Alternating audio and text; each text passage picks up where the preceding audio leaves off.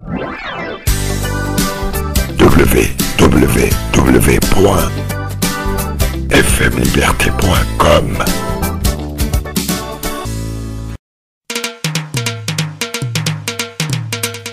FM Liberté, la référence. Voilà l'invité de l'émission Au visage d'Afrique aujourd'hui, je vous le disais, c'est le docteur Yves Ekwe Amaïzo. Il est consultant économique et coordinateur de la plateforme Afro-Think Tank qui se penche sur les questions panafricaines. Il sera donc en ligne avec nous, docteur Yves Ekwe Amaïzo. Bonjour. Bonjour. Cette semaine, nous avons appris l'arrestation de l'opposant togolais Antoine Randolph, que beaucoup ne connaissent pas, surtout la jeune génération. Vous qui avez un lien, j'allais dire, particulier avec Antoine Randolph, qui est Antoine Randolph? Bon, écoutez, d'abord, moi, j'interviens aujourd'hui dans le cadre d'un collectif que nous avons qui s'appelle le Collectif pour la vérité des urnes, dans lequel nous avons beaucoup des membres de la diaspora qui s'expriment et qui donnent leur point de vue sur le développement du Togo, mais aussi sur leur pays d'accueil. Et l'idée étant justement d'éviter qu'un membre de la diaspora ne soit illégalement ou tout simplement arbitrairement mis en cause, soit d'ailleurs par le régime de Yadema au Togo, soit par des autorités dans les pays d'accueil. Et donc nous essayons d'influencer, notamment par l'ensemble de réseaux que nous avons, notamment les parlementaires, voire des gouvernements, voire même des fois des présidents, pour que ces illégalités cessent et que les personnes interpellées puissent être libérées. Ces personnes peuvent être des politiques, peuvent être des individus, de citoyens de tous les jours, ou tout simplement ce que vous avez appelé tout à l'heure opposants. La deuxième remarque à faire, c'est que la personne dont vous parlez, qui est un docteur vétérinaire, contrairement à ce que j'entends ici et là, n'est pas un opposant. C'est quelqu'un qui, toute sa vie, depuis ses parents, a choisi le combat de la liberté, le combat de la démocratie. C'est ce que les Togolais appellent un patriote, un nationaliste si vous voulez, au sens où le mot nationaliste n'a pas de sens puisque nos nations viennent de la colonie, et qu'au sens plus africain, c'est quelqu'un qui défend les siens. Donc, M. Randolph n'a fait rien d'autre qu'un devoir de citoyen. Un citoyen cherche la vérité des urnes d'abord, que celui ou ceux qui doivent le représenter correspondent à la volonté d'un peuple, du peuple togolais. Voilà d'abord le premier des combats. C'est un médecin, c'est quelqu'un qui soigne. Son objectif, c'est de guérir. Donc autant il guérit des animaux, autant il souhaite guérir le Togo. La maladie du Togo, les gens parlent de mal, mais c'est une maladie du Togo, vient des gens qui usurpent la vérité, qui sont des accidents de parcours de la démocratie togolaise en marche. C'est une démocratie qui va fonctionner sur la base d'un marathon démocratique. Ça va durer longtemps. Nous le subissons depuis 1967, pour ne pas dire 1963. Comment cela est possible? C'est une coalition qui a eu lieu entre les anciens colonisateurs qui, en partant, n'ont pas accepté justement les combattants de la liberté, qu'on appelle les Ablodevi, les combattants de la liberté, et du coup derrière de la souveraineté, de l'autodétermination. Ces gens-là, on devrait absolument les éliminer ou les mettre de côté pour permettre au système colonial de continuer sous une forme post-coloniale. Donc on enlève la couleur blanche pour ce qui est du colon et on met des Africains noirs, si possible, les plus incultes possibles, notamment venant du secteur militaire, puisqu'il s'agit d'être aux ordres. Ce qui ne veut pas dire que tous les militaires sont des incultes. Au contraire, nous avons des très grands militaires qui ont fait toutes les grandes écoles de France ou d'ailleurs. Donc le problème était de mettre des gens qui sont aux ordres de la post-colonie. Comme on ne pouvait pas le faire avec des gens de combattants de la liberté, on a abouti à ce que vous savez, l'assassinat de Olympio Sylvanus. À partir de cette date-là, beaucoup de Togolais se sont organisés en gros en deux camps. Il y a le camp des gens qui veulent reprendre le flambeau de la liberté pour ce pays et donc de la démocratie et donc de l'autosuffisance alimentaire, parce que c'est de ça qu'il s'agit au fond, et donc de vivre en paix, et d'autres qui veulent faire autrement, c'est-à-dire s'accaparer le bien de tous pour eux tout seuls et empêcher les autres de venir bénéficier des fruits de la croissance que ce territoire que Dieu nous a donné doit profiter à tous. Ce combat date depuis 63, bien avant d'ailleurs, mais depuis 63, et deux grands groupes de Togolais se sont séparés. Ceux qui vont suivre et continuer la post-colonie, quelle que soit la forme, nous avons les hypocrites, nous avons les opportunistes, nous avons les faux des faux, nous avons les vrais de faux et les faux des vrais, mais ils sont tous dans le même camp à supporter en fait la post-colonie. Dès lors qu'ils en profitent. Parce que dès qu'ils ne profitent pas, alors ils quittent pour venir dans l'autre camp et se prétendent être des opposants. Ce sont ce qu'on appelle les opposants alimentaires. Voilà pourquoi je n'accepte pas le mot opposant pour monsieur le docteur Randolph. Ce n'est pas un opposant. C'est un candidat, un citoyen qui s'est battu et qui continue à se battre pour la liberté de ce pays. Partout où il était, il n'a voulu que essayer de guérir le mal et la maladie togolaise, qui était le fait de se retrouver avec une usurpation des urnes et des individus qui ne cherchent pas à distribuer les fruits de la croissance à une population la plus large possible. Alors bien sûr, il y a des faux semblants. On va prendre du riz, souvent frelaté d'Asie, et on va distribuer aux gens. On peut croire qu'il s'agit d'une distribution. Ce n'est pas de ça qu'il s'agit. Puisque vaut mieux avoir un salaire, une entreprise, gagner sa vie proprement, sainement, décemment, avec de l'éthique, plutôt que de dépendre de quelqu'un qui a fait allégeance à la post-colonie pour pouvoir rester au pouvoir et qui s'appuie sur la brutalité, sur l'armée, une partie, et continue à vouloir maintenir et se maintenir au pouvoir envers et contre tout. Mais justement, Antoine Randolph a été arrêté par, on ne sait pas si c'est l'armée, la gendarmerie ou la police, mais dans des conditions rocambolesques. On a appris qu'il venait juste de faire du yoga à la plage et par la suite on l'a interpellé à Saint-Viconji. Alors, vous savez que le Togo, ce que vous dites, dans des conditions rocambolesques ou inconnues, en fait, il s'agit toujours des mêmes conditions. Il s'agit toujours, d'abord, souvent d'un kidnapping. Il s'agit souvent, toujours, d'un service de renseignement qui ne dit pas son nom, qui a pour objectif d'aller identifier des gens qu'il ne maîtrise pas.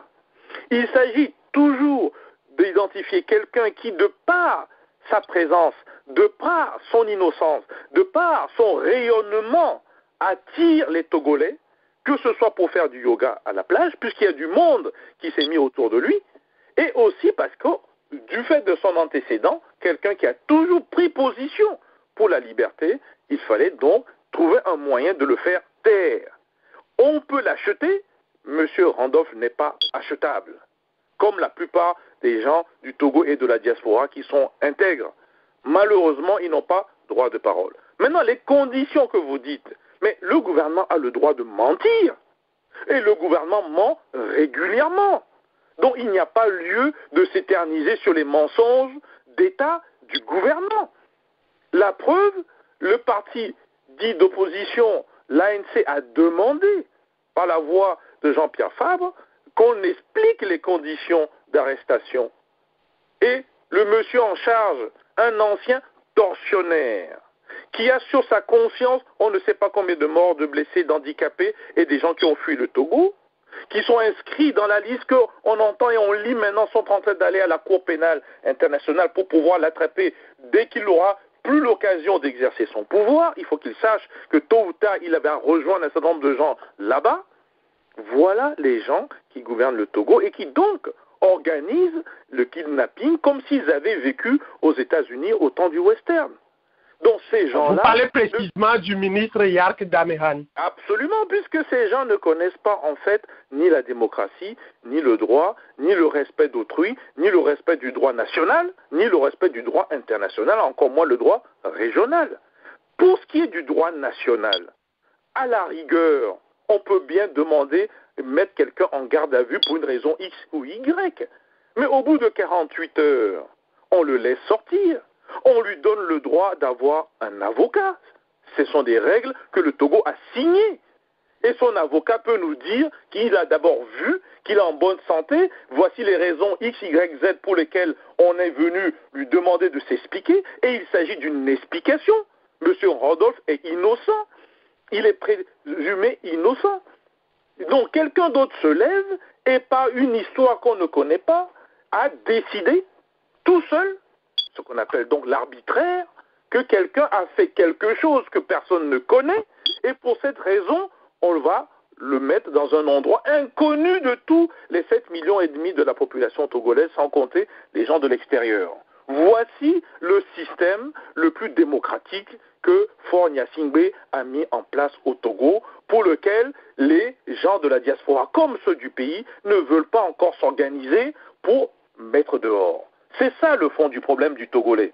C'est qu'il voit bien que cet arbitraire continue, mais dès lors qu'il peut manger, profiter, tirer parti de l'avantage d'être avec le groupe qui est au pouvoir et donc dispose de la force et donc de l'arbitraire, alors on se tait, ce qu'on appelle le silence coupable, on se tait jusqu'à vendre son frère et sa sœur et on ne se lève pas. Mais dans le cas du Randolph, ça ne se passe pas comme ça.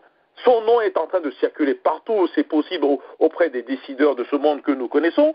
Ceux qui peuvent faire ce qu'ils peuvent vont faire intervenir jusqu'au Premier ministre français, voire même le président français, puisqu'il dispose de la double nationalité. Qu'il soit rentré au Togo avec un passeport togolais ou qu'il soit rentré avec un passeport français, dans les deux cas, le droit national, le droit régional, le droit international n'autorise pas que le Togo garde ce monsieur plus de 48 heures sans un avocat.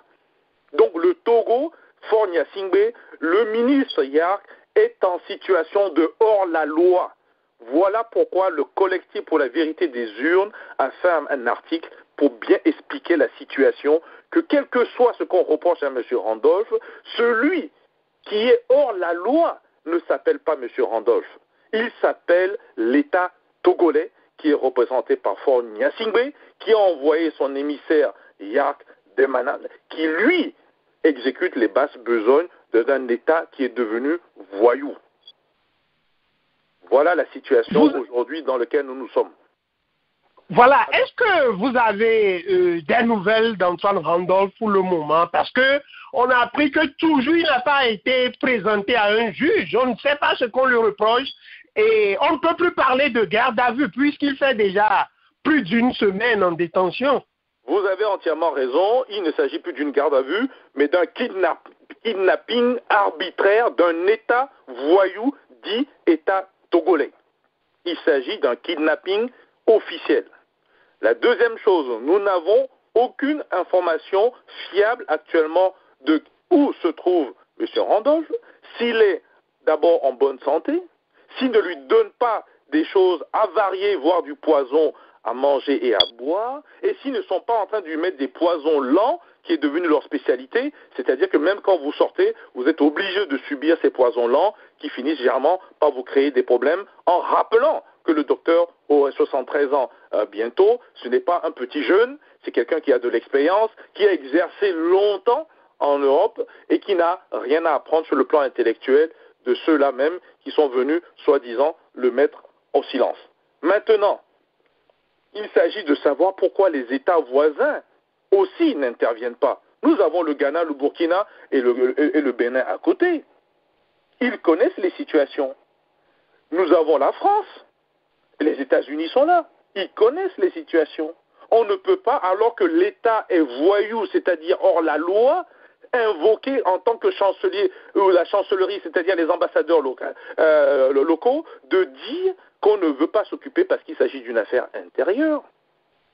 Par ailleurs, Si cette chose était arrivée à quelqu'un qui disposait d'un passeport américain ou un passeport français, est-ce que vous pensez que cette situation allait s'éterniser?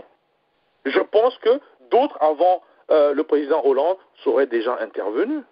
Maintenant, puisqu'il s'agit aussi que la France elle-même ne supporte pas que des gens vivent longtemps en France et quittent pour aller faire leur retraite au Togo, nous comprenons aussi la stratégie française qui a été appliquée à M. Kofi Niam, c'est-à-dire que quand vous avez fait un certain nombre d'années en Occident, notamment en France, on vous conseille gentiment de rester en France. Si vous faites l'erreur de retourner au pays, surtout pour aller faire un certain nombre de positions politiques qui n'arrangent pas la France, j'insiste bien dessus, alors la France elle-même devrait et s'organise pour que vous-même vous reveniez assez rapidement, ce qui pourrait, semble-t-il, être le cas. Puisque vous savez qu'au Bénin voisin, nous avons une candidature qui, bien sûr, est suscitée par la France et qui s'appelle Lionel Zinsou et qui vient de prendre la tête d'un parti quasiment dans un vote aussi rocambolesque et qu'on voit un certain nombre de partis s'aligner sur ces positions avec un certain nombre d'injonctions qui viennent d'ailleurs, si ce n'est de la France, pour être précis. Donc vous voyez bien que quand les intérêts de la France sont en jeu, on s'occupe de faire en sorte que rien n'arrive à une personnalité qui a une double nationalité. Mais quand ces intérêts pourraient être en jeu, si la personne ne va pas dans la ligne que défend la France, qui en gros sont la défense de ses intérêts au Togo, vous voyez bien que c'est souvent difficile. Mais je ne pense pas que le problème soit uniquement là. Si la diaspora togolaise avait continué à s'organiser, à cotiser, parce qu'il faut cotiser pour faire des actions, 52 € par an, c'est-à-dire 2 € par semaine, peut-être que les moyens d'action de la diaspora auraient été plus importants pour pouvoir au moins agir autrement, faire intervenir d'autres chefs d'État, notamment africains. Je pense à l'Afrique du Sud, je pense à des pays, même l'Union africaine avec Mme Zuma ne supporte plus ce genre de choses. Elle le fait dire à des présidents assez régulièrement. Donc nous avons des moyens d'action. Comme il s'agit des moyens d'une action illégale, la plupart des tribunaux nationaux, régionaux, sont compétents pour condamner l'État togolais et non seulement donner la liberté à M. Randolph, mais l'indemniser, lui et sa famille, pour les dommages subis. Il s'agit bien d'un kidnapping d'un État voyou. On aura l'occasion de revenir sur les actions menées et les actions futures. Mais à vous entendre, Randolph est bien sûr binational, il a la nationalité togolaise et française. Mais selon vous, s'il était 100% français, s'il était un blanc, un yovo, est-ce que cette affaire aurait pu être traitée différemment et la France serait beaucoup plus impliquée? Bon, c'est vrai qu'on aura tendance à dire que la réponse doit être oui, mais je ne voudrais pas faire un procès d'intention à la France, puisque en réalité, peut-être que la France, peut-être, je dis bien, n'est même pas au courant de tous ces détails-là. Donc aujourd'hui, ils le sont, puisque un membre de l'ambassade de France aurait, on n'a pas des preuves, aurait pu demander et rencontrer donc Randolph, mais nous n'avons pas plus d'informations. Vraisemblablement, on lui a dit qu'il était rentré avec un passeport togolais et qu'il prenait sa retraite, une partie de sa retraite au Togo. Au-delà de ça, nous n'avons pas d'informations. Donc on ne peut pas faire de procès à un État français qui, malgré tout, tant bien que mal, essaie de faire appliquer le droit international. Encore faut-il qu'il y ait des demandes, c'est-à-dire qu'on fasse un procès à l'État togolais. Et ça demande un peu d'argent, ça demande une coalition d'avocats et que nous ayons des tribunaux, vraisemblablement pas togolais, puisqu'ils ne respecteront pas le droit, dont des tribunaux extra-territoriaux togolais, soit le tribunal régional, encore faut-il avoir la possibilité d'y aller, puisqu'il faut souvent épuiser les recours nationaux, ou un tribunal qui a une compétence internationale, auquel cas on peut faire condamner l'État togolais. Mais là encore, condamner ne veut pas dire exécution de la peine, puisque le Togo, à ce moment-là, pourra toujours dire, écoutez, je ne suis pas concerné par cela.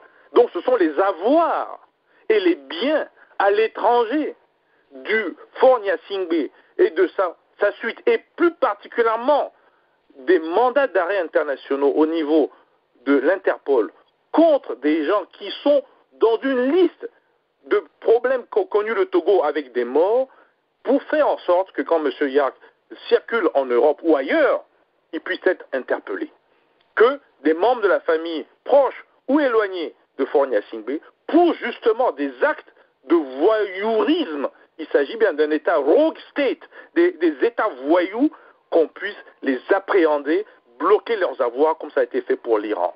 Voilà, seulement, il semble que le Togo ne soit pas une priorité de ces États européens, français en particulier, et du coup, pour une personnalité résistante, parce qu'il s'agit d'un résistant de la démocratie, oui, personne n'ose se lever. Mais rappelons quand même que le président français, François Hollande, lors des attentats où on a tué des Français et d'une manifestation à Paris, est allé faire la bise à M. Eyadema, en pleine télévision. Faure Eyadema, Gnassingbé.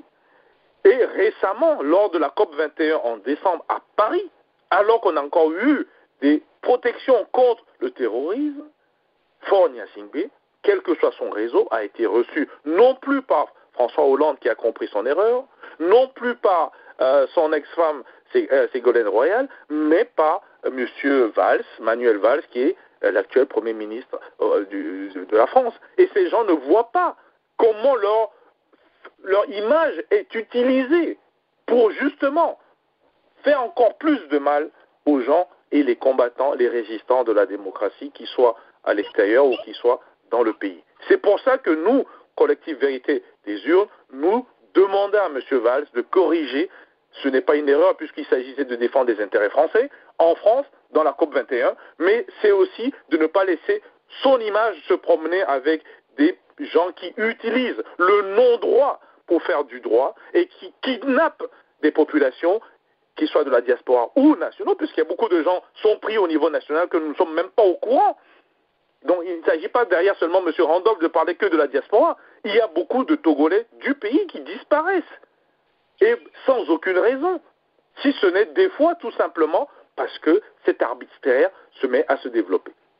En réalité, il faut comprendre que le régime prend peur. Il prend peur dès que des voix s'élèvent, des voix tiennent position pour la liberté et la démocratie de ce pays. Ces voix trouvent des échos auprès de la population. Ces voix peuvent collecter, regrouper, mettre ensemble, faire de l'unité pour demain changer un régime qui vraiment arrive à la fin de son règne. Et un régime qui a peur ne peut qu'agir comme il agit.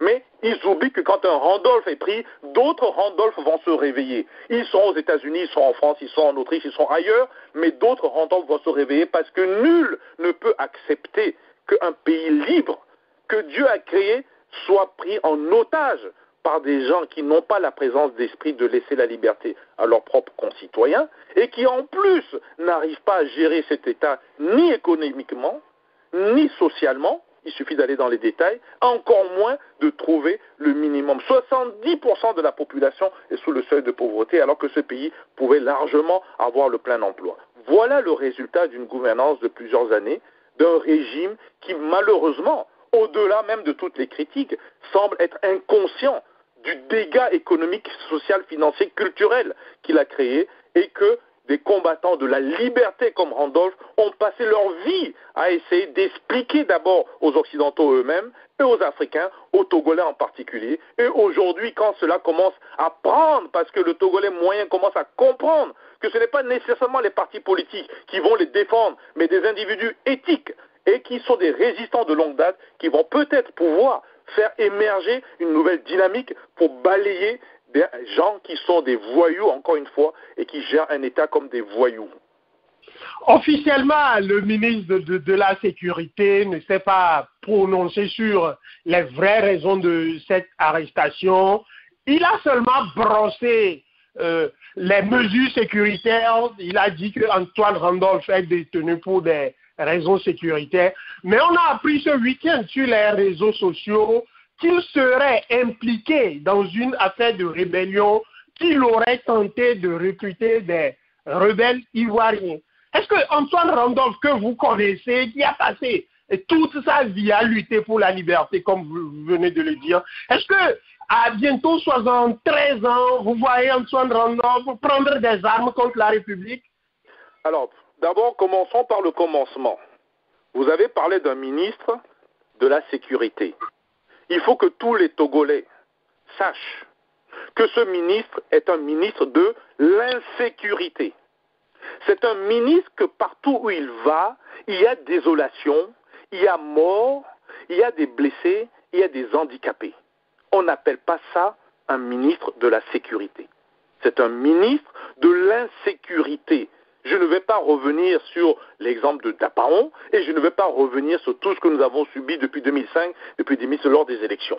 Donc, corrigez votre vocabulaire, c'est un ministre de l'insécurité. Et on rajoute protection civile. Oui, il protège le chef d'État, mais il ne protège pas les civils. La preuve, il n'a pas protégé M. Randolph. Donc, il faut lui retirer son titre. Et si Fornia Singbe a un minimum de conscience, au lieu d'aller se promener chez le pape et de tourner en rond à Rome alors qu'il est malade, alors il faudrait mieux de démissionner ce ministre de l'insécurité et mettre des gens sérieux pour pouvoir gérer la sécurité des civils togolais. Ça, c'est pour l'introduction. Maintenant, quand on demande à un ministre de l'insécurité de dire la vérité, les faits, comment on a procédé pour arrêter un individu, pour être précis, kidnappé, alors qu'on n'a pas un mandat d'arrêt officiel, qu'on n'a pas de raison valable, qu'on refuse d'apporter officiellement des raisons et qu'on essaie de concocter des raisons après coup, c'est-à-dire qu'on attrape d'abord, on réfléchit après, à se poser la question si ce sont des gens qui attrapent d'abord et réfléchissent après, encore faut-il qu'ils réfléchissent. On se trouve dans une situation ubuesque où nous cherchons à trouver des raisons à quelqu'un qui ne sait pas fondamentalement ce qu'il fait, si ce n'est d'avoir peur des résistants, d'avoir peur de la démocratie, d'avoir peur de se retrouver à la Cour pénale internationale, d'avoir peur d'être condamné, d'avoir peur d'aller même en enfer pour ceux qui croient encore en Dieu. Donc ça, c'est pour ce qui est du ministre lui-même. Mais pourquoi il ne peut pas apporter d'informations? Parce qu'il n'en a pas. Il faut avoir quelque chose dans le dossier pour pouvoir parler de quelqu'un. Et ce monsieur aurait pu avoir un avocat ou des avocats pour le défendre. Donc il n'a pas apporté d'éléments. Donc M. Randolph est un monsieur innocent, libre de ses mouvements, qu'on a kidnappé et qu'on empêche aujourd'hui d'aller et de venir selon le droit international. Maintenant, nous rentrons dans la deuxième partie. Le gouvernement togolais, je vous rappelle que c'est un État voyou. Un État voyou ne respecte pas les règles internationales. Donc quand on n'a pas d'arguments, on crée les arguments, on invente les arguments, on crée une histoire. Et c'est toujours la même histoire. Celle qui a eu un coup d'État, qui a eu une rébellion, que des gens se sont levés contre eux, ils sont seuls, ce sont des paranoïas. Des gens qui croient tout le temps qu'on leur en veut. Personne n'en veut à M. Fornia Singbe, personne n'en veut à M. Yak en tant que personne. On veut à leur politique qui ne permet pas au Togo de vivre en liberté décemment. Ce n'est pas la même chose. On leur dit qu'ils sont incompétents pour gérer ce pays. C'est encore différent. On est en train de leur dire qu'il faudrait mieux de partir décemment, que personne ne leur en voudra, sauf s'ils ont tué, sauf s'ils ont créé des crimes. Alors quel cas, c'est le tribunal, le juge qui décidera éventuellement de les condamner. C'est qu'il faut comprendre aussi comment marche le droit. Mais si vous ne le comprenez pas, alors vous inventez. Vous inventez de la rébellion, vous inventez un certain nombre de choses. Mais est-ce qu'on utilise le yoga pour aller faire de la rébellion? Est-ce que quand on fait les mouvements de yoga qui permettent l'étirement et pour certains de vivre plus longtemps, ça permet de faire des rébellions? Est-ce qu'on fait des rébellions avec de l'air frais qu'on trouve à la plage de Lomé? Est-ce qu'on fait de la rébellion en faisant en sorte que chaque fois qu'on fait du yoga et qu'on parle simplement de la démocratie, de la liberté perdue au Togo et que la population s'assemble autour de M. Randolph et que ça commence à faire peur à ceux qui, soi-disant, ont été élus dits démocratiquement? Est-ce que c'est ça la rébellion? Et est-ce que cette rébellion ne peut pas s'expliquer? Puisque si c'était une rébellion, nous aurions eu des armes, nous aurions eu des noms, nous aurions eu des traces, des véhicules. Alors, on fait la rébellion avec de l'air frais. On fait de la rébellion avec la bouche. On fait de la rébellion simplement en faisant du yoga. Mais vous comprenez bien qu'un État voyou est capable de dire que c'est cela qui crée l'insécurité. Mais bien sûr, c'est l'insécurité pour eux-mêmes. Il s'agit donc d'un paranoïa. Donc, cette histoire tant qu'il n'est pas vérifiable. Et vérifié est un mensonge d'État. Et un mensonge d'État vient toujours d'un État voyou. Il faut dire aux Américains que Rogue State ne peut pas se limiter aux pays du Golfe. Nous avons des Rogue States et des États voyous en Afrique subsaharienne, à commencer par le Togo. Sauf que les États-Unis d'Obama ne s'intéressent pas à l'Afrique. Il faut le dire sur vos chaînes à Chicago, dans la ville d'où il a été le principal responsable. Parce que s'il s'intéressait à cette Afrique-là, lui, l'Africain, lui, le métis qui est devenu noir au fil du temps, lui, le pacifiste qui n'aime pas la guerre, lui qui n'aime pas les dictatures, qui a parlé dans le pays voisin Ghana qu'il faut des institutions qui tiennent la République et non pas des individus faux, forts, qui croient tenir le peuple, il ne peut plus s'arrêter au niveau du verbe. Il doit demander à ses réseaux, à ses amis de corriger ces injustices, parce qu'il s'agit d'injustices. Et il sera condamné lui aussi si ces injustices-là continuent avant, pendant et après son règne, parce qu'il a le pouvoir au moins d'empêcher ce genre de choses. Il suffit de téléphoner à son ambassadeur, il suffit d'un coup de fil à M. Faure Gnassingbé, et c'est à genoux que Faure Gnassingbé viendra demander pardon aux États-Unis. Voilà, la réalité est que M. Randolph et toute la diaspora togolaise et le Togo en général ne présentent pas un intérêt direct stratégique pour les États-Unis. Donc, tout ce qui peut arriver là-bas, et comme Faure Gnassingbé s'aligne sur les positions américaines et françaises partout où il peut au niveau international, vous comprenez bien, ce n'est pas un petit membre de la diaspora, quelle que soit sa qualité en termes de résistant et de démocrate, qui viendra changer le cours des événements politiques qui se sont tracés. Cela étant, il faut bien compter sur nous-mêmes. Voilà pourquoi nous réagissons. Certains ont fait des marches à Paris contre l'ambassade du Togo. Même les gens de l'ambassade sont venus et compris que vraiment, mais ça ne tient pas la route. Ça n'a pas de sens. Un monsieur de 73 ans qui fait du yoga, qui parle en parlant des choses bien de la paix, va pouvoir déstabiliser un régime qui reçoit les armes achetées de France, les équipements de France, qui touche et tape sur tout ce qui bouge avant de réfléchir. C'est de ça qu'on parle? C'est ça la rébellion dont on parle? Et quand on parle de rébellion, mais il est tout seul. Si je comprends bien, on a attrapé, il est tout seul. Mais où ils étaient où les autres qui faisaient la rébellion avec lui? S'il est en train de l'organiser, l'Internet ne marche pas au Togo, l'électricité ne marche pas au Togo. Vous voulez qu'on fasse des rébellions comment? Chaque fois que vous parlez, vous êtes écouté directement. Dès que vous prononcez le nom de M. Faure Gnassingbé ou Yak ou autre, ça sort automatiquement sur les fichiers. Et donc on sait automatiquement qui a dit quoi dans ce pays. C'est ça la liberté que voulait Olympio Sylvanus dans les années 60? C'est ça le Togo dont nous rêvons tous pour que demain nous puissions aussi faire avancer ce pays et que les populations ne souffrent moins? Voilà ce dont on parle. Ce sont des gens qui font de la désinformation. Et la désinformation vient toujours d'un État voyou.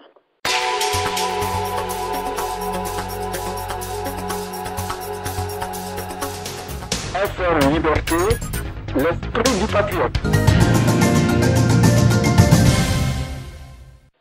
Antoine Randolph est aujourd'hui septuagénaire. Il a connu le goulag, la torture sous le père Gnassingbé.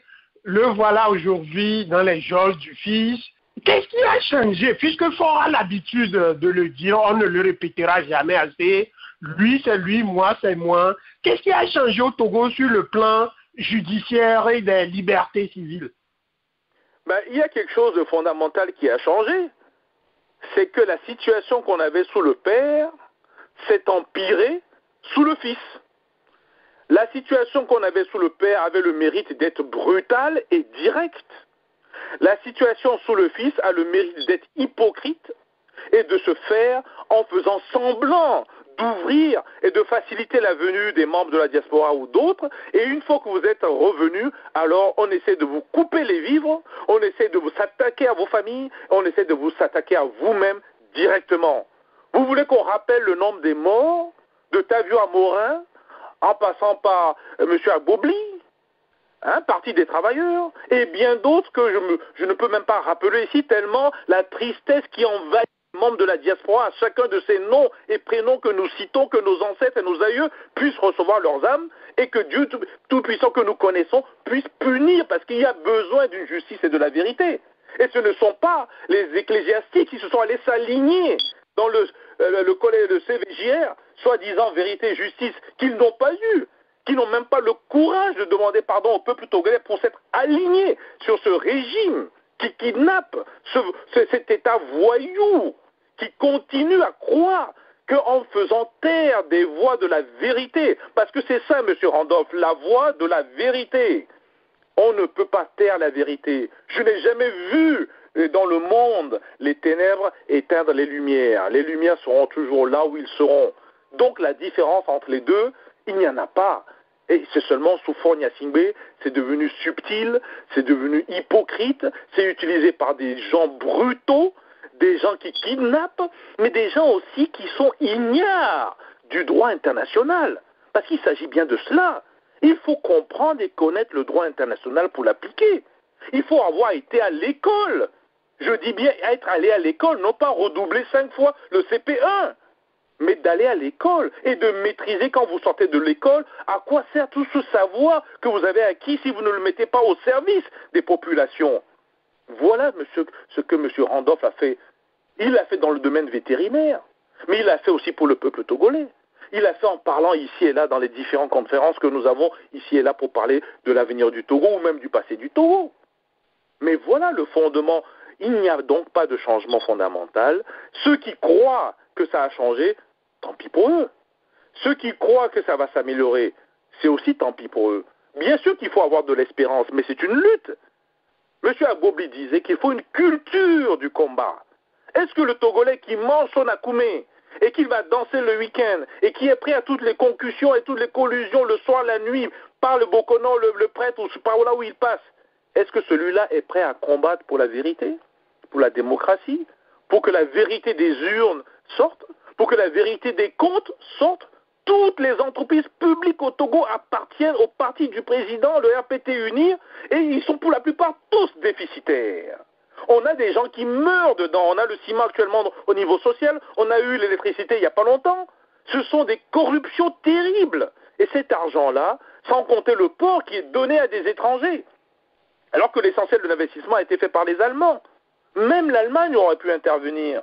Mais l'Allemagne se tait, puisque le Togo sert d'ajustement pour des opérations européennes. Au lieu d'intervenir au Togo, on préfère avoir un avantage direct en France, et on laisse la France continuer à gérer le Togo. Ça va tellement loin que c'est même valable pour le franc CFA qui aurait dû être un euro CFA, c'est-à-dire une monnaie qui doit être gérée par la Banque Centrale Européenne si nous continuons à rester dans cette monnaie-là et qui continue à être gérée comme un simple crédit du Trésor français parce qu'aucun de nos responsables financiers, économiques et présidents ne veulent sortir de cela. Donc il n'y a pas eu de changement. C'est vraiment regrettable. Mais on voit aujourd'hui un balai diplomatique sur le plan international, notamment le ministre des Affaires étrangères qui parcourt le monde, rencontre les Togolais de la diaspora et leur demande de revenir construire la cité. Alors, le ministre dont vous parlez, M. Ducé, est un spécimen extraordinairement intéressant. C'est-à-dire que si on n'avait pas encore créé des eaux humains, il va falloir nécessairement le mettre dedans. Et je vais vous expliquer pourquoi. Voici un monsieur qui a écrit un livre pour combattre la dictature, pour défendre les libertés, qui voulait être dans un gouvernement du Togo où les libertés étaient respectées, dans un pays où la diaspora devenait justement la 6e région et apportait sa contribution au peuple togolais. Donc au niveau des idées, c'était quelqu'un qui était formidable. Voilà que ce monsieur est aux affaires, ministre des Affaires étrangères. Et quelle est sa pratique? C'est qu'il passe son temps partout où le droit peut être bafoué à faire cela, c'est-à-dire bafouer le droit. La diaspora dont il parle, il est incapable de nous donner le droit de vote, alors que c'est une des demandes fondamentales du Conseil mondial de la diaspora togolaise et de l'ensemble des organisations de la diaspora qui sont unifiées ou pas, qu'ils soient unifiés ou pas. Il est incapable de le faire. Les nominations d'ambassadeurs, il est incapable de nommer des gens qui sont dans les pays depuis longtemps, qui parlent les langues, qui connaissent et qui ont les contacts et qui peuvent amener les affaires, le business et les entreprises dans le cadre de la délocalisation, voire les formations dans le pays ou le transfert de technologies ou la diffusion de ces technologies-là. Il en est incapable. Par contre, il va bien voir le pape, puisqu'il s'agit de faire des prières. Donc il prépare peut-être son arrivée au paradis, en oubliant qu'on ne va pas au paradis en ascenseur. On va à pied, on marche des escaliers, et de temps en temps, il y a quelques embûches. Et donc, pour revenir au monsieur en question, qu'est-ce qu'il a fait à la diaspora? Il n'a rien fait. Il a identifié des gens de la diaspora qui ne connaissent pas ce qui se passe au Togo, qui n'ont aucune conscience de la profondeur du mal et des crimes qui ont été commis par ce gouvernement, et qui sont allés, certainement pour beaucoup, parce qu'ils ont touché de l'argent, certainement pour beaucoup, ils oublient ces membres de la diaspora qui sont allés soutenir Ducé, que ce n'est pas le gouvernement togolais, ce n'est pas Ducé, ce n'est pas Faure Gnassingbé, ce n'est pas le régime Gnassingbé Yadema qui a fait d'eux des grands hommes et femmes de la diaspora. C'est leur propre prouesse, leur propre capacité, leur propre ténacité, leur propre intelligence qui a fait d'eux ce qu'ils étaient. Et ils se lèvent, vont donner ça à des gens qui ont usurpé ce pouvoir pour que ces gens usurpent leurs années d'expérience pour ne rien faire au Togo parce qu'ils ont eu une médaille. Donc il y a un problème avec cette partie de la diaspora aussi, parce qu'ils ne sont pas conscients de ce qu'ils font. Et que quelque part, ils sont en train de tuer dans leur tombe ceux-là qui se sont battus pour que ce pays redevienne un pays libre, un pays de la blodée.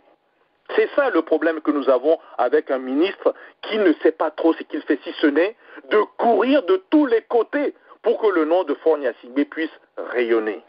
Malheureusement pour lui, on fait rayonner ce qui rayonne. On ne peut pas rayonner ce qui ne rayonne pas.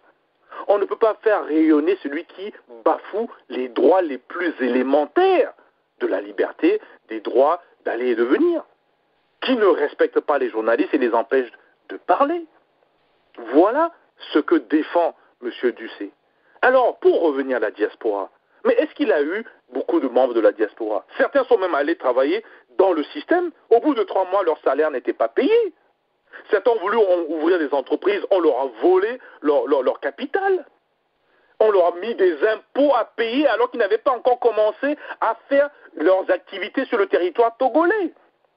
Donc, est-ce que c'est de ça qu'il s'agit? Je vous dis qu'il s'agit d'un État voyou. Dans quel État vous pouvez payer des impôts alors que votre entreprise n'a pas encore été, n'a même pas commencé la première activité sur le sol togolais?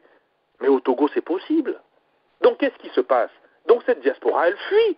Elle retourne de là où elle était. Si elle n'a pas perdu ses contacts, son argent. Ceux qui ont compris, et s'ils sont vivants, s'en sortent. Mais beaucoup ont subi, perdu leur argent, sans compter les maladies, les problèmes de santé qui vont avec. Des médecins vont au Togo pour essayer d'aider. Il n'y a pas d'équipement, ils reviennent. Certains y vont, même à Kara, ils sont morts. Ils sont morts parce qu'avec leur science et le savoir, ils sont en train de changer les cultures, les mentalités, pour de la science, pour des choses exactes, et non pas de faire continuer à croire aux petits sorciers du coin qui ne racontent que des histoires. Voilà le travail culturel négatif que fait le dit ministre des Affaires de Faure Gnassingbé à l'étranger. Parce que ce n'est pas un ministre des Affaires étrangères, c'est un ministre de Faure Gnassingbé déployé à l'étranger. Et ceux de l'étranger qui ont besoin de faire des affaires dans des conditions qui sont les moins acceptables, alors viennent. On le voit avec des Chinois qui ne donnent pas des équipements aux gens en termes de sécurité. On le voit avec d'autres peuples que je ne vais pas tous citer ici, qui payent des salaires qui ne sont pas des salaires décents. Donc vous voyez bien que le travail qu'il fait n'est pas au service du peuple togolais, n'est pas au service de la diaspora. Il est incapable de donner le droit de vote. Qu'est-ce que vous voulez attendre de quelqu'un? Il est au service de Faure Gnassingbé. Et d'ailleurs, s'il ne l'était pas, mais je vous garantis qu'il aurait mal aux fesses. Puisqu'il s'agit de gens brutaux qui, quand vous ne faites pas ce qu'ils vous demandent, alors vous allez avoir mal aux fesses, et sérieusement. Et comme on n'est pas blanc, ça ne veut pas rougir, mais vous n'allez pas pouvoir vous asseoir pendant un certain nombre de jours. C'est de ça qu'il s'agit. Donc, parlez plutôt d'un ministre déployé à l'international pour défendre la promotion de l'image de Faure Gnassingbé. Voilà le titre officiel exact de rôle qu'il occupe au Togo. Maintenant, s'il n'en est pas conscient et qu'il croit qu'on D'autres croient qu'il est ministre des Affaires étrangères. Libre à lui. Nous sommes en démocratie à l'international. Donc il n'y a pas de mal en cela. Malheureusement pour lui, son avenir risque d'être relativement sombre. Parce que la liberté, la blodée viendra tôt ou tard. On l'a toujours dit, la nuit est longue, mais le jour viendra. Et donc, son jour, il faut qu'il cherche quand est-ce qu'il viendra. C'est ça le fond de l'histoire. Donc, ce n'est pas la peine de s'apesantir sur des individus qui sont devenus des gens qu'on utilise et qu'on jette comme n'importe quel rasoir qu'on utilise et qu'on jette. Libre à eux s'ils ont fait ce choix, libre à eux d'utiliser des services les plus importants de la République pour ne pas aider la diaspora, et libre à la diaspora inconsciente de jouer le jeu et de soutenir un tel système en le justifiant par leur présence. Il ne s'agit pas de ne pas parler avec un gouvernement, il s'agit de parler avec un gouvernement dans des conditions normales de discussion. C'est-à-dire qu'on a un certain nombre de revendications les plus simples, dont le droit de vote, mais il y en a beaucoup d'autres. Je ne parle pas des étudiants qui ne touchent pas leur bourse. Je ne tourne pas tous ces gens-là qui souffrent parce que tout simplement, ils ne comprennent pas que dans les unités de valeur, dans les examens à l'université maintenant, vous pouvez, pendant 2 ou 3 ou 4 ans, ne pas avoir toutes vos unités et continuer à avancer. Et on vous coupe la bourse quand même. Combien nous ne recevons pas de demandes d'essayer de défendre ce cas-là? Malheureusement, le collectif pour la vérité des urnes n'est pas un syndicat. C'est quelqu'un qui essaie de faire prendre conscience sur tel ou tel sujet de temps à autre, parce que nous avons nos activités professionnelles aussi. Et si nous devons compter sur Faure Gnassingbé et son gouvernement pour vivre et manger, je pense que nous serons plus que morts depuis longtemps. C'est ça le fond de l'histoire. Donc, de grâce, laissez le monsieur qui est déployé à l'international pour défendre l'image de Faure Gnassingbé continuer son travail. Mais ne lui faites pas croire, ni à nous, à la diaspora, ni à lui-même, qu'il est ministre des Affaires étrangères du Togo. Avec l'arrestation d'Antoine Randolph, il y a eu une certaine psychose au sein de la diaspora, notamment sur ceux qui ne partagent pas la ligne politique du pouvoir en place. Oui. Est-ce que, voilà, on se dit, hier c'était Kofi Foliko qui était retourné à Lomé, arrêté dans les mêmes conditions. Aujourd'hui, c'est Antoine Randolph. Demain, à qui le tour? Alors, quelle est votre question? Ma question est de savoir s'ils ont raison de s'inquiéter qu'à leur retour, on peut les arrêter n'importe quand et n'importe comment. Alors, pour ce qui s'agit de s'inquiéter, ils ont plutôt intérêt à s'inquiéter puisque, comme je vous ai dit au départ, il s'agit d'un système voyou et un système arbitraire. Le propre de l'arbitraire, c'est de prendre au hasard, que vous ayez des raisons valables ou que vous n'ayez pas de raison du tout, comme dans le camp de Randolph. Donc oui, ils ont raison de se demander si demain matin, ce n'est pas leur tour quand ils retourneront au pays. Maintenant, il faut bien essayer d'aller au fond du sujet. Parce qu'on ne peut pas s'arrêter à avoir peur. Si c'est la peur qui les anime, qu'ils continuent à avoir peur. Si l'arrestation de Randolph ou de Kofi Foliko ou d'autres a permis, parce qu'il y a eu des journalistes aussi, a permis de prendre conscience, tant mieux. Mais prise de conscience, s'il faut cotiser dans une association de la diaspora, du lieu où vous vous trouvez, vous voulez que les associations défendent la diaspora comment? C'est ça l'erreur de la diaspora. Elle ne veut pas cotiser. Et ceux qui sont faussement de la diaspora vont prendre l'argent de Faure Gnassingbé et créer des structures de la diaspora qui sont des structures fausses et qui viennent mystifier la diaspora. Mais la diaspora elle-même doit s'en prendre à elle-même parce qu'elle ne veut pas cotiser. Je rappelle 2 euros, 2 dollars par semaine, ça fait 52 euros. Ils ne veulent pas le payer. Sinon, aujourd'hui, nous avons un système de conseil mondial de la diaspora togolaise qui est la plus importante et qui est enviée par l'ensemble de la diaspora africaine. Sauf qu'il faut trouver des financements ici et là avec les mairies dans les pays d'accueil ou les gouverneurs ou régions d'accueil et compter moins sur nous-mêmes.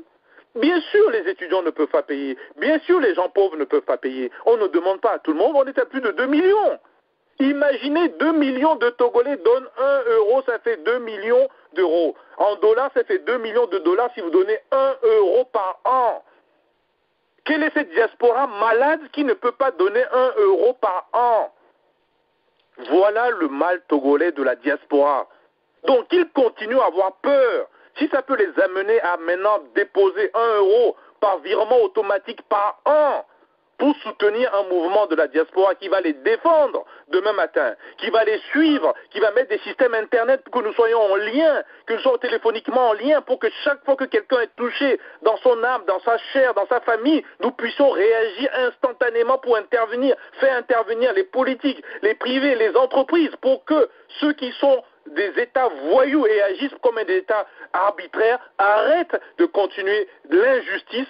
Alors cette diaspora sera une diaspora responsable. Mais elle ne l'est pas aujourd'hui. Beaucoup d'entre eux le sont. Et le professeur Dr Randolph est un de nos grands leaders.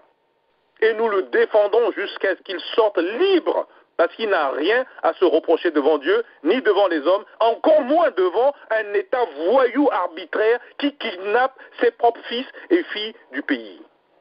Je vais donc reprendre cette phrase de Einstein pour conclure. En quelque sorte, le Togo ne sera pas détruit par ceux qui font du mal, mais ceux qui croisent les bras sans rien faire. Pour conclure, docteur Yves Ekwe Amaïzo, quel appel avez-vous à lancer à la diaspora et comment on doit organiser la mobilisation pour la libération du docteur Antoine Randolph? Alors, c'est une conclusion en 3 parties. D'abord sur Einstein. Einstein avait entièrement raison. Vous savez que le mal n'est pas l'action ou la mauvaise action. Le mal, c'est la non-action. Quand un Togolais, diaspora ou pas diaspora, dit « je ne fais pas de la politique », il se ment à lui-même. Le fait de ne rien faire, c'est de la politique. Le fait de ne pas aller voter, c'est la politique. Le fait de refuser de se battre pour avoir un droit de vote, c'est la politique, puisque d'autres vont voter à votre place. D'autres vont prendre votre voix et dire que Faure Gnassingbé est le président du Togo alors qu'il n'y est pas légitime. Donc vous faites de la politique, que vous le vouliez ou pas, que vous en soyez conscient ou pas. Donc c'est d'abord une prise de conscience des Togolais en général, de la diaspora en particulier, qu'elle doit agir. Si elle n'agit pas, si elle ne s'organise pas, elle est complice de tout ce que fait ce régime. Elle n'est pas citoyen. Un citoyen se lève contre l'arbitraire et contre l'injustice. Il ne s'agit pas d'aller mettre sa tête pour le faire couper par ces gens-là. On connaît, on sait qu'ils sont des brutaux. Mais on ne peut pas comparer l'Evala avec le yoga quand même. Hein, ce n'est pas la même chose. Personne ne mange du chien pour ce qui est de yoga. Donc pour revenir à l'essentiel, la diaspora togolaise doit et se réveiller pour cotiser au moins 1 euro par an, sinon 2 euros par semaine, pour que toutes les structures, quelles qu'elles soient, ils n'ont pas besoin de venir dans celui qui ne croit pas, mais ceux qu'eux-mêmes veulent faire dans le lieu où ils sont, doivent être soutenus. Et ne pas limiter ça à des actions sociales qui se limitent à des enterrements ou à des mariages ou à des baptêmes. Ça, il ne s'agit pas d'une action citoyenne. Ça, c'est du social.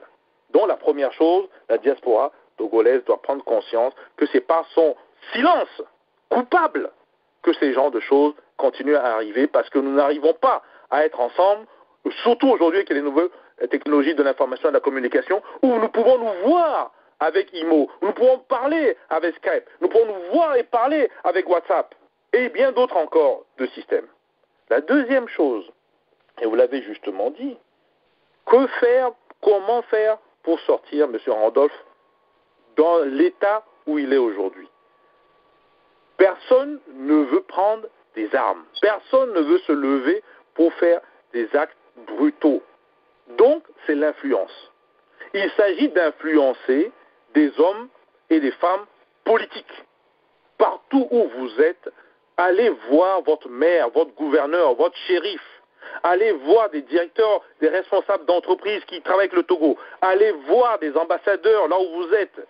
Même l'ambassadeur du Togo, allez le voir, dites-lui qu'on n'a rien contre lui en tant que personne, encore moins contre la personne de Faure Gnassingbé. Mais ce qu'il fait est digne d'un État voyou, d'un État arbitraire. Et s'il avait des arguments, qu'il les sorte et qu'il laisse un avocat ou des avocats se battre dans ce qu'on appelle le système de justice pour que la vérité triomphe.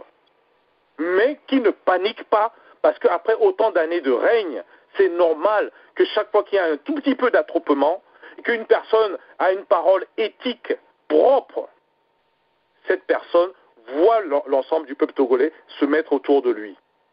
C'est ça la peur qu'ils ont. C'est ça la panique de Faure Gnassingbé, des Ducé, des Yark et bien d'autres encore.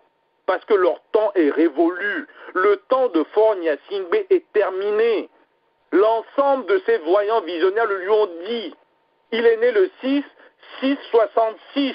Pour ceux qui connaissent l'histoire de la Bible, ce n'est pas n'importe quel signe. C'est un signe qui a un début, qui fait du mal et qui s'éteint. Il est dans la descente de s'éteindre. Ce n'est pas une lumière. Il faut qu'il le sache. Et ce temps est révolu, parce que ce ne sont pas des humains qui l'ont fixé. En dehors de ça, en faisant de l'influence auprès des ambassades, auprès des ministres, auprès des responsables politiques, des partis politiques, quels que soient les bords politiques que vous avez, aucun membre de la diaspora n'a le droit d'aller se coucher et cette semaine qui suit sans avoir au moins fait un courrier, un email sur le site de son responsable le plus proche et le plus éloigné. Plus proche étant le maire, le shérif du coin ou le responsable politique qu'il connaît, que ce soit le représentant du Parlement. Nous devons tous faire cela. La deuxième chose, il faut aussi que le Togo lui-même sache qu'on ne laissera pas faire. Et c'est pour ça qu'il faut continuer à faire de la pression, que le nom de Randolph devienne le même nom que nous connaissions sous Olympio Sylvanos ou que nous connaissions sous Tavio Amorin, sauf que nous le voyons et nous le voulons vivant. Et nous le voyons sans aucun problème, sans aucun poison, et qu'il continue sa longue marche de la démocratie, de la résistance et de la liberté pour le Togo. Le troisième point que vous avez soulevé, quel message adresser à nos frères et sœurs citoyens du Togo, qu'ils aient bi ou triple nationalité ou qu'ils soient citoyens togolais au Togo? Mais il n'y a pas d'autre voie que d'avoir la culture de combat. Combattre ne veut pas se dire prendre des armes. Combattre, c'est dire qu'on n'accepte pas l'inacceptable. Combattre, c'est dire qu'on veut la vérité des urnes. Combattre, c'est de ne pas se mettre dans les partis politiques qui vont manger avec Faure et viennent vous dire qu'ils sont des opposants et qui légitiment le système. C'est donc aux Togolais, qu'ils soient de la diaspora ou pas, de prendre conscience de lui-même, de se dire ce que je fais ou ce que je ne fais pas. Est-ce que c'est le bien d'abord du Togo, ensuite de ma famille, et puis généralement du peuple togolais? S'il répond oui et qu'il continue à le faire, comment voulez-vous changer ce peuple-là? Peut-être alors c'est une malédiction. Mais si le temps est venu pour prendre conscience et que Randolph nous a aidés à prendre conscience qu'il faut une unité et qu'il n'y a que deux partis au Togo, je vous le répète depuis le début, il y a ceux qui veulent continuer la colonisation sous la forme de la post-colonie et qui utilisent les armes, la brutalité pour continuer à usurper leur poste et donc la vérité, le droit et la justice internationale, et l'autre camp qui veut la blooder, qui veut changer pour une liberté, un bien-être, un bon vivre dans un pays que Dieu a fait pour que les gens puissent vivre en paix. Si ces deux partis n'arrivent pas à émerger, alors oui, le Togo de 108 ou 109 partis politiques continuera sa descente en enfer. Parce que c'est de ça qu'il s'agit. Ceux qui veulent représenter ce peuple-là n'ont encore pas compris. Il n'y a que deux partis dans ce pays. Et ces deux partis ne sont pas fondamentalement représentés tels que le système togolais et les partis togolais d'opposition fonctionnent aujourd'hui. Donc il s'agit bien d'une nouvelle forme d'agglomération des gens éthiques, propres, responsables socialement et politiquement qui doit se générer et qui va sortir. Et c'est ce travail que faisait Randolph, c'est ce travail que faisait le doyen Tété Godwin, c'est le travail que faisaient beaucoup d'entre eux et que nous essayons de suivre compte tenu des moyens limités que chacun d'entre nous a. Mais se taire, c'est être complice. Se taire, c'est se condamner. Se taire, c'est être le prochain qu'on emmènera de manière arbitraire par le kidnapping par un État voyou. Je pense que le peuple togolais aura compris que nous n'en voulons pas à Faure Gnassingbé ni à son équipe. Nous lui demandons de démissionner et de quitter gentiment, proprement ce territoire et laisser ce peuple respirer. Je vous remercie. Merci à vous, Dr Yves Ekwe Amaïzo. Je rappelle que vous êtes le coordinateur du collectif pour la vérité des urnes. cvu-diaspora-togo.org. Merci. cvu-togo-diaspora.org. C'est très bien noté. Merci également à Eric Alovor qui a assuré la technique et je suis Bill Émile Davolk au micro. Visage d'Afrique vous retrouve dimanche prochain, toujours avec le même plaisir sur les www.fmliberté.com. Bonsoir chez vous. FM Liberté, un autre son de cloche.